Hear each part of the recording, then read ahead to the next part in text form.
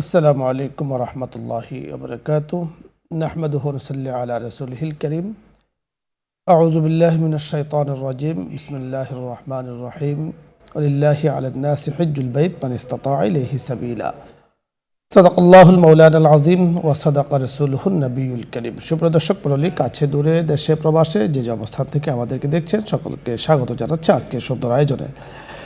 আল্লাহ পাকের মেহেরবানিতে সারা বিশ্বের আনাজ কানাজ থেকে লক্ষ লক্ষ হাজী সাহেবগণ যাচ্ছেন পবিত্র বাইতুল্লাহ শরীফ এবং পবিত্র মদিনাতুল মুনাওয়ারায়। বাইতুল্লাহ শরীফের তাওয়াফ সাই করছেন, উমরা পালন করছেন, হজ পালন করবেন। সেখান থেকে অনেকে যাচ্ছেন পবিত্র মদিনায়, মদিনা থেকে আসছেন মক্কায়। জিয়ারতে মদিনা, রাসূল আকরাম সাল্লাল্লাহু আলাইহি ওয়াসাল্লাম যেখানে শায়িত আছেন, সুবহানাল্লাহ, সেই জায়গাতে যাওয়া, সেই জায়গাকে দেখা, দরুদ পড়া, জিয়ারত করা অত্যন্ত ভাগ্যের বিষয়। তাই আজকে আমরা মদিনা ও রওজা মুবারক জিয়ারতের আদব ও নিয়ম পদ্ধতি নিয়ে কথা বলবেন বিশিষ্ট ইসলামী চিন্তাবিদ, মিডিয়া আলোচক, যিনি বহুবার পবিত্র মক্কাতুল মুকাররমায় মদিনাতুল মুনাওয়ারায় গিয়েছেন, মুফতি মুহাম্মদ ওসমান কাসেমী। তার কাছ থেকে বিস্তারিত আলোচনা শুনবো। পরিচালক জামিয়া ইসলামিয়া আব্দুল গনি, মস্তুল, খিলক্ষেত, ঢাকা। আসসালামু আলাইকুম ওয়া রাহমাতুল্লাহ। ওয়া আলাইকুম আসসালাম ওয়া রাহমাতুল্লাহ। মুফতি সাহেব কেমন আছেন? আলহামদুলিল্লাহ। আপনি তো খুব কাছাকাছি সময় মদিনা থেকে এসেছেন, মক্কা থেকে এসেছেন, জীবনে বহুবার গিয়েছেন সেখানে। আলহামদুলিল্লাহ, আল্লাহ তাআলার মেহেরবানি, তৌফিক, শুকরিয়াতান বলি আলহামদুলিল্লাহ। এই যে মদিনা আপনি গিয়েছেন, মক্কাও গিয়েছেন, নিঃসন্দেহে মদিনা জিয়ারতের, মদিনা প্রবেশের যে কিছু নিয়ম আছে এবং জিয়ারতে মদিনা এবং জিয়ারতে রওজা মুবারকের যে নিয়ম পদ্ধতি আদবগুলো আপনার কাছে আমরা শুনবো।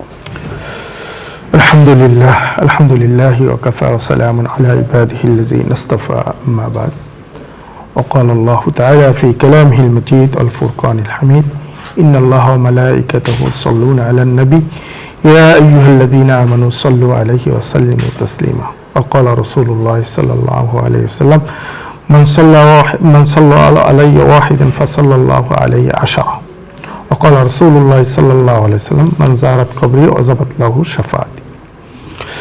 আল্লাহ পাকের অশেষ রহমত, যিনি আমাদেরকে আজকে এই মহতি জলসায় উপস্থিত হওয়ার তৌফিক দান করেছেন, একটি সুন্দর পরিবেশে এবং সুন্দর ইসলামিক জলসায় এবং ইসলামী পরিবেশে এই অনুষ্ঠানে উপস্থিত হওয়ার তৌফিক দিয়েছেন, আলহামদুলিল্লাহ।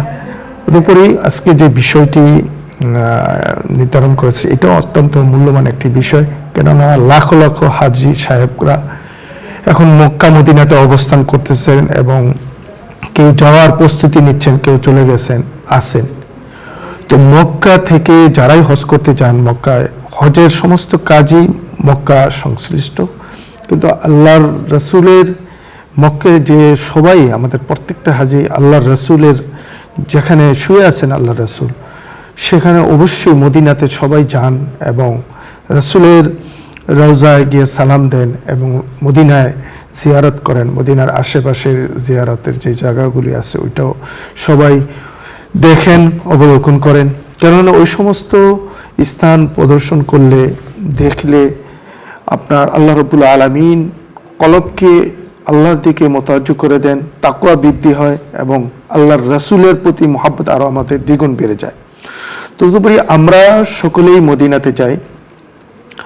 মদিনাতে যাওয়ার পূর্বে অবশ্যই আমরা প্রত্যেকটা হাজী সাহেব, প্রত্যেকটা মানুষের প্রয়োজন যে আমরা ইতমিনানের সাথে রাসূলের প্রতি মহব্বত রেখে এবং ভাব গাম্ভীর্যতার সাথে যেন আমরা মদিনায় প্রবেশ করি এবং মদিনার যত আশেপাশে যত নিদর্শনগুলি আছে, উহুদের পাহাড়, মসজিদে কুবা, কিবলাতাইন, রাসূলুল্লাহ সাল্লাল্লাহু আলাইহি সাল্লামের যত নিদর্শনগুলি আছেন, যেরকম আবু বকরের বাড়ি, ওমরের বাড়ি, খন্দকের যুদ্ধ, তো এই সমস্ত যে দর্শনীয় জায়গাগুলি, ওইটাও আমরা অত্যন্ত মহব্বতের সাথে এবং ইতমিনানের সাথে, ভাব গাম্ভীর্যতার সাথে দেখব।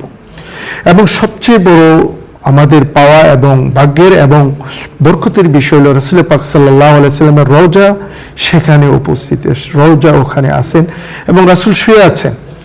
তো সেখানে গিয়ে রাসূলের রওজায় গিয়ে রাসূলের সালাম দেওয়া, দুরূদ পাঠ করা, এটা আমাদের জন্য অত্যন্ত ভাগ্যের, একটা বড় ভাগ্যের বিষয়। তো আমরা যখনই রাসূল পাক সাল্লাল্লাহু আলাইহি সাল্লামের রওজায় সালাম দিতে যাব, রওজায় সালাম দেওয়ার আগে অবশ্যই আমরা ভাব গাম্ভীর্যতার সাথে, ধীরস্থির ভাবে আমরা সেখানে প্রবেশ করব হাঁটি হাঁটি পা পা করে, এরকম না যে দৌড়ে ধাক্কা মেরে কাউকে জোর করে আমি আগে চলে যাব, এরকম যেন আমরা না করি। অবশ্যই আমরা খুব ধীরস্থিরে এবং ভাব গম্ভীর্যতার সাথে মুহাব্বতের সাথে রাসূল পাক সাল্লাল্লাহু আলাইহি ওয়াসাল্লামের প্রতি পরিপূর্ণ মুহাব্বত রেখে তারপর আস্তে আস্তে আমরা সেই দিকে রাসূলের রওজার দিকে সালাম দিতে বাবু সালাম দিয়ে আমরা ঢুকবো। ঢোকার পরে রাসূলের রওজার দিকে আমরা হাঁটি হাঁটি পা পা করে একদম ইত্মিনানের সাথে পাপ গম্ভীর্যতার সাথে প্রবেশ করব। এবং যখনই আমরা রাসূলের রওজার পাশে যাব, প্রথম যেই দরজাটা আছে দেখবেন দুইটা আপনার যে প্রথম যে পাটটা দুইটা ফাঁকা ফাঁকা, ওইটা রাসূলের ওইটা খালি আছে ওই কবরের স্থানটা।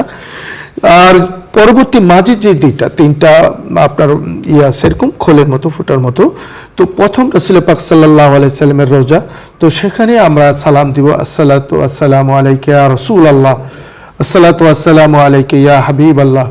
আমরা যেটা পারি যেভাবে আমরা সুন্দর হয়ে সেই সালাম দিব। তারপরে খলিফা আছেন, খলিফা আবু বকর রাদিয়াল্লাহু তাআলা, তারপর তাকে সালাম দিব দ্বিতীয়জন। তৃতীয়টা হলো খলিফা ওমর রাদিয়াল্লাহু তাআলা, আমরা তিনজনকেই সালাম দিব। এবং আমরা ওইখানে গিয়ে হাদিসে আসছে যে রাসূল পাক সাল্লাল্লাহু আলাইহি সাল্লামের ওখানে কি পড়ব, তো ওখানে গিয়ে রাসূল পাক সাল্লাল্লাহু আলাইহি সাল্লামকে আমরা সালাম দিব এবং দুরূদ পাঠ করব। এবং দুরূদের ক্ষেত্রে রাসূল পাক সাল্লাল্লাহু আলাইহি সাল্লাম এবং নির্ভরযোগ্য হাদিস এবং বিভিন্ন ক্ষেত্রে দেখা গিয়েছে রাসূল পাক সাল্লাল্লাহু আলাইহি সাল্লামের থেকে যে হাদিসটি বর্ণনা করা হয়েছে যে দুরূদের ক্ষেত্রে দুরূদে ইব্রাহিম ওইটাকেই প্রাধান্য দেওয়া হয়েছে, ওইটাকেই সর্বোত্তম দুরূদ বলা হয়েছে। এবং আমরা যদিও এটা লম্বা হয়, আমরা দুরূদে ইব্রাহিমটাই সেখানে পাঠ করব। এবং সংক্ষেপে যদি আমরা দুরূদে পাঠ করতে যেমন সাল্লাল্লাহু আলাইহি ওয়াসাল্লাম সেটাও আমরা পড়তে পারি। এবং ওখানে গিয়ে আমাদের অনেকেই দেখা গিয়েছে যে হাদিসে এসে যে রাসূল পাক সাল্লাল্লাহু আলাইহি ওয়াসাল্লাম বলেছেন যে আমার কবরকে তোমরা ঈদ এবং উৎসবের জিনিস বানিয়ে ফেলো না। তো অনেকেই আমাদের এই সময় দেখা গিয়েছে যে ওখানে গিয়ে আমরা সেলফি তুলতে থাকি বা লাইভ করতে থাকি, যেটা হাসি বা অনেকেই এরকম উৎসবের এই মতো একটা করে ফেলে। তো আমরা রওজায় যখনই সালাম দিতে যাব এর থেকে বিরত থাকবো, যে সেলফি তুলতেছি রাসূলের রওজার দিকে ফিরে। এবং আমরা অনেকে দেখা গেছে লাইভ করতেছে, সরাসরি লাইভ করে বাড়িতে দেখাচ্ছে, ওয়াইফকে দেখাচ্ছে, বিভিন্ন কাউকে দেখাচ্ছে। তো এইগুলি থেকে আমরা বিরত থাকবো, যেন আমাদের থেকে যেন এই বেয়াদবি কোনো রকমের রাসূলের রওজার পাশে গিয়ে যেন কোনো প্রকারের কোনো বেয়াদবি না হয়ে যায়। তদুপরি এবং আমরা রাসূলের রওজাকে সালাম দেওয়ার পরে ওখানে রাসূলের রওজা এবং মেম্বারের যে মাঝখান রওজাতুম মিন এবং মেম্বারের মাঝখানের যে স্থানটাকে, এটাকে রাসূল পাক সাল্লাল্লাহু আলাইহি ওয়াসাল্লাম রওজাতুম মিন রিয়াজিল জান্নাহ বলা হয়েছে। তো আমরা চেষ্টা করব ওখানে নামাজ পড়ার 2 রাকাত নফল নামাজ পড়তে, কারণ এখন ওখানে আবার খুব কঠিন হয়ে গেছে। দেখা গেছে এখন আপনার ইন্টারনেটের মাধ্যমে ওখানে আপনার নিতে হয়, আপনার সময় নিয়ে পরে যেতে হয়। তো সেক্ষেত্রে আমরা চেষ্টা করব যে মুআল্লিমের মাধ্যমে যাই, তাদের মাধ্যমে রিকোয়েস্ট করে সময় নিয়ে আমরা যেন ওখানে যেতে পারি। আগে এই জিনিসগুলি রিয়াজুল জান্নাহটা খোলা ছিল, যে যত পারত যেতে পারতো। এখন একজন হাজি বা একজন উমরা হাজি একবারে যেতে পারে। আমরা চেষ্টা করব মুআল্লিমের মাধ্যমে যেমনি আমাদের ওখানে একবার 2 রাকাত নামাজ পড়ার জন্য। কিন্তু আল্লাহ রাব্বুল আলামিন সেই স্থানকে, যে মদিনা মসজিদের মেম্বার এবং রাসূল পাক সাল্লাল্লাহু আলাইহি সাল্লামের যে রওজা আছে, এটার মাঝখানের স্থানকে রওজাতুম মিন রিয়াজিল জান্নাহ, জান্নাতের একটা টুকরা বলা হয়েছে। তো সেখানে আপনি 2 রাকাত নামাজ পড়লেন, সেজদা দিলেন, সেখানে গিয়ে দোয়া করলেন, আল্লাহ রাব্বুল আলামিন তখন দেখেছে আপনারা চমৎকার বলছিলেন। দর্শক মণ্ডলী, জিয়ারতে মদিনা দোয়ার মাধ্যমে হাসিল করতে হয়, জিয়ারতে রওজা মুবারক দুরূদের মাধ্যমে অর্জন করতে হয়। রাসূল আকরাম সাল্লাল্লাহু আলাইহি ওয়াসাল্লামের রওজা মুবারকে সেখানে যাওয়া, যে রাসূলকে আমরা সরাসরি দেখিনি, রাসূল সাল্লাল্লাহু আলাইহি ওয়াসাল্লাম হায়াতুন নবী সেখানে শায়িত আছেন, রাসূলের কাছে গিয়ে সালাম বলার যে আদব, যে শিষ্টাচার, যে নিয়ম পদ্ধতি আছে সেটা অবলম্বন করা। কোনোভাবেই যেন আল্লাহ রাসূল সাল্লাল্লাহু আলাইহি সাল্লাম নারাজ না হয়ে যান, কোনোভাবেই যেন রাসূল সাল্লাল্লাহু আলাইহি সাল্লামের শানে বেয়াদবি না হয়, এদিকে কিন্তু খুব খেয়াল রাখতে হবে। আদব রক্ষা করা খুবই জরুরি। কবি বলেছেন, আজ খোদা খা হিমে তৌফিক কে আদব, বে আদব মাহরুম গাস্তাদ ফজলে রব। যে আল্লাহ পাকের রহমত তারাই পান যারা শিষ্টাচার অবলম্বন করেন, যারা আদব রক্ষা করেন, নিয়ম নীতি পালন করেন, আর যারা বেআদব তারা কখনো আল্লাহ পাকের রহমত পান না। দর্শক মণ্ডলী, আল্লাহ তাআলা আমাদেরকে তৌফিক দান করুন রাসূলের রওজা মুবারকে জীবনে বারবার গিয়ে সালাম বলার। আলোচ্য বিষয় নিয়ে অথবা যে কোনো মাসলা মাসাইল নিয়ে যদি আপনার কোনো প্রশ্ন থাকে আপনি প্রশ্ন করুন। প্রথমে যিনি আছেন, আসসালামু আলাইকুম ওয়া রাহমাতুল্লাহ। দর্শক নাম বলে পরিচয় দিয়ে প্রশ্ন করুন। আসসালামু আলাইকুম। জি দর্শক, সম্ভবত কানেকশন বিচ্ছিন্ন, আপনি চেষ্টা করছেন, আপনি চেষ্টা করুন। মোহতারাম, আপনি যে বিষয়টি উপস্থাপন করেছেন, আমরা দর্শকের কাছে যাওয়ার আগে খুব ছোট্ট করে আপনার কাছে জানবো যে রিয়াজুল জান্নার কথা আপনি বলেছেন, সেখানে সৌদি সরকার যে নিয়ম করেছে, আমি বলবো যে এটা হাজী সাহেবদের উপকারের জন্য করেছেন এবং অ্যাপসের মাধ্যমে এখন জিয়ারতের ব্যবস্থা হয়। তো সেখানে আসলে জিয়ারতটাই তো উদ্দেশ্য, রাসূল সাল্লাল্লাহু আলাইহি সাল্লামের শাফাত পাওয়াটাই তো উদ্দেশ্য। সেখানে ভিড় করে অথবা সেলফি তোলে অথবা কোনো রকম হট্টগোল তৈরি করে কোনোভাবেই তো এটা কাম্য না। আসলে আপনার এই রিয়াজুল জান্নাহ আপনিও গিয়েছেন অনেকবার মক্কা মদিনা, আপনি আগে দেখেছিলেন এটা খোলা ছিল। যখন খোলা ছিল তখন কিন্তু এরকম হুলস্থুল হতো যে একসাথে দেখা গেছে যে 1000 লোক দৌড় দিচ্ছে, সেখানে জায়গা আছে 500 মানুষের নামাজ পড়ার, কিন্তু 1000 মানুষ বের করছে। তখন অনেকে ব্যথা পাইতো বা অনেকে মুরব্বী যারা ছিল তারা অনেকে দেখা গেছে জায়গাই পাইতো না।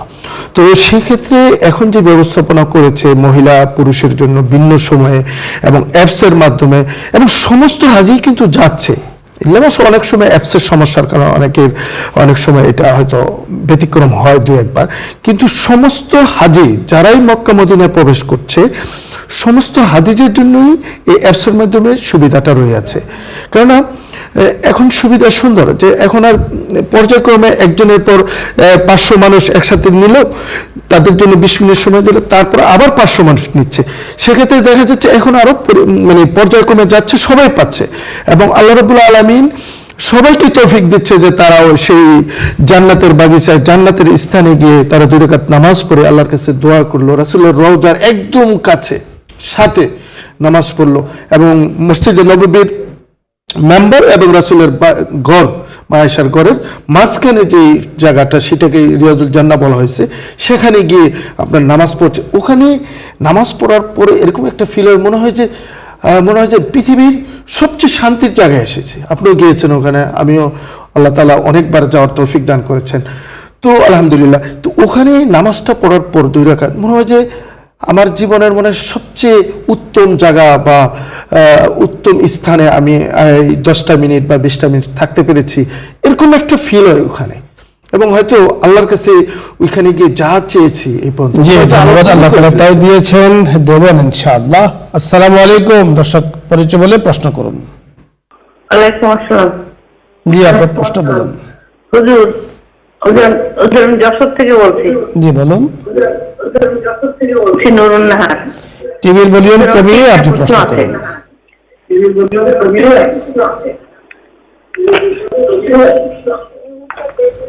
আমার 3টি প্রশ্ন আছে হুজুর। বলুন। প্রথম প্রশ্ন হুজুর, এমন একটি দোয়া কি আছে যে আলোক তো আমাদের ঘুমাতে দেরি হয়ে যায়, তো তাহাজ্জুদ বা ফজর টাইমে উঠতে পারি? এটা প্রথম প্রশ্ন। আর দ্বিতীয় প্রশ্ন হুজুর, আমি যখন নামাজ পড়ি, সূরা কেরাত পড়ি, আমি ঘুম আসে না, কিন্তু আমার চোখের পাতাটা বন্ধ হয়ে আসে, আবার যখন রুকু সেজদায় যায় তখন খুলে যায়। এটা কি কোনো গুনাহ? আর একটি প্রশ্ন হুজুর, তোহার নামাজটা কয়টা পর্যন্ত, সকাল কয়টা পর্যন্ত পড়া যায়? জি ধন্যবাদ, আমরা বুঝতে পেরেছি।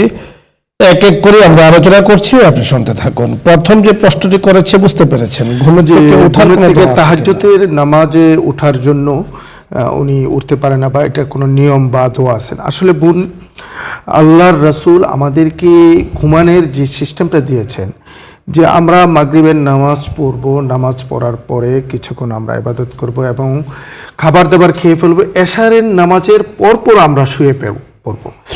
যদি বোন আপনি এই আল্লাহর রাসূল আমাদেরকে যে নিয়মটা বাতাই দিয়েছেন যে এশারের নামাজ পড়ে সাথে সাথে ঘুমায় যাও, তাহলে দেখবেন আপনি এই নিয়ত করে যদি শোন যে আর তাহলে অবশ্যই আপনি উঠতে পারবেন, নিয়মিত শুতে হবে এশার পর। অর্থাৎ আপনি চমৎকার বলেছেন যে সুন্নাহ পদ্ধতিতে আপনি যখন ঘুমাবেন তখন তো নিঃসন্দেহে আপনি উঠতে পারবেন, তবে সূরা কফ অর্থাৎ 15 নম্বর পারার যে মাঝখানে যে সূরাটি আছে, 12 নম্বর পৃষ্ঠার যে সূরাটি আছে, এই সূরার শেষে আছে ইন্নাল্লাযীনা আমানু ওয়া আমিলুস সালিহাতি কানাত লাহুম জান্নাতুল ফিরদাউসি নুজুলা।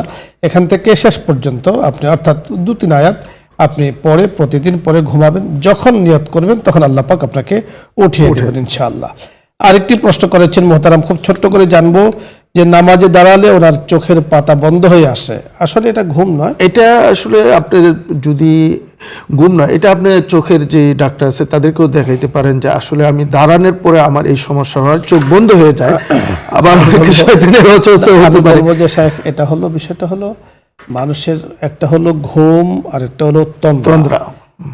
কারণ আল্লাহ তাআলা কোরআনে কারীমের মধ্যে ঘুম ব্যবহার করেছেন, যেখানে একেবারে সুম্মা আনজালা আলাইহিমুস সাকিনা, সেখানেও কিন্তু সাকিনা শব্দকে ঘুম, এগুলো আসলে ঘুম নয়, এটাকে বলা হয় তন্দ্রা। আর তন্দ্রার দ্বারা ওজু নষ্ট হয় না, ঘুমের দ্বারা ওজু নষ্ট হয়, যেটাকে বাস্তবিক অর্থে ঘুম বলা হয়, সেটার দ্বারা ওজু নষ্ট হয়। আপনি চোখের পাতা বন্ধ হয়ে আসে, হতে পারে চোখের পাতাটা একটু বন্ধ হয়ে আসে, দাঁড়ালে সূরা কিরাত পড়লে জান্নাতে যাওয়ার আশায় জাহান্নামের ভয়, এদের হতে পারে, এর দ্বারা ওজু নষ্ট হয় না। তবে হ্যাঁ, যদি আপনি ঘুমিয়ে যান বাস্তবিক পক্ষেই, তাহলে কিন্তু আপনার ওজু নষ্ট হয়ে যাবে। সালাতুদ দুহা নামাজের সময় জানতে চেয়েছেন, অর্থাৎ সকাল 9টা থেকে নিয়ে আপনি সালাতুদ দুহা 8টা থেকেও পড়তে পারেন, একবারে সূর্য ডুবার আগ 11টা পর্যন্ত, 11:30 আপনি পড়তে পারেন, কোনো সমস্যা নেই। মোহতারাম, ধন্যবাদ আপনাকে। দর্শক মণ্ডলী, আপনাদের সকলকে ধন্যবাদ জানাচ্ছি, শুকরিয়া জ্ঞাপন করছি রব্বুল আলামিনের যে আল্লাহ আমাদেরকে তৌফিক দিয়েছেন এত চমৎকার সুন্দর একটি অনুষ্ঠানের সাথে যুক্ত থাকার। ইয়া রাব্বি লাকাল হামদ ওয়া লাকাশ শুকর। আজকে আপনার সকলকে ধন্যবাদ জানিয়ে আমন্ত্রণ জানিয়ে আজকের মতো বিদায় নিচ্ছি। আমি আমজাদ হোসেন হেলালি। আসসালামু আলাইকুম ওয়া রাহমাতুল্লাহি ওয়া বারাকাতুহু। দোয়া হচ্ছে, দরুদ ইস্তিগফার পাঠ করি। আল্লাহুম্মা সাল্লি আলা সাইয়্যিদিনা ওয়া নাবিয়্যিনা ওয়া শাফিঈনা ওয়া হাবিবিনা মাওলানা মুহাম্মদ সাল্লাল্লাহু আলাইহি ওয়াসাল্লাম। আস্তাগফিরুল্লাহ রাব্বি মিন কুল্লি যামবি ওয়া আতুবু ইলাইহি লা হাওলা ওয়া লা কুওয়াতা ইল্লা বিল্লাহিল আলিয়্যিল আযীম। আলহামদুলিল্লাহি রাব্বিল আলামিন, ওয়াসসালাতু ওয়াসসালামু আলা সাইয়্যিদিল আমবিয়াই ওয়াল মুরসালিন ওয়া আলা আলিহি ওয়া আসহাবিহি আজমাইন। রাব্বানা যালামনা আনফুসানা ওয়া ইল্লাম তাগফির লানা ওয়া তারহামনা লানাকুনান্না মিনাল খাসিরিন। ইয়া আল্লাহ, ইয়া কারীম, নিউজ 24 এর মাওলাই কারীম প্রাত্যহিক প্রোগ্রাম অনুষ্ঠান আপনি কবুল করেছেন, মঞ্জুর করেছেন ইসলাম আমরাকে, সেই প্রোগ্রামে বসে আপনার শাহী দরবারে হাত তুলেছে। ইয়া আল্লাহ, ইয়া কারীম, প্রোগ্রামকে, অনুষ্ঠানকে, আয়োজনকে, আয়োজকদেরকে, আমরা যারা যুক্ত আছি সকলকে আপনি কবুল করে নেন।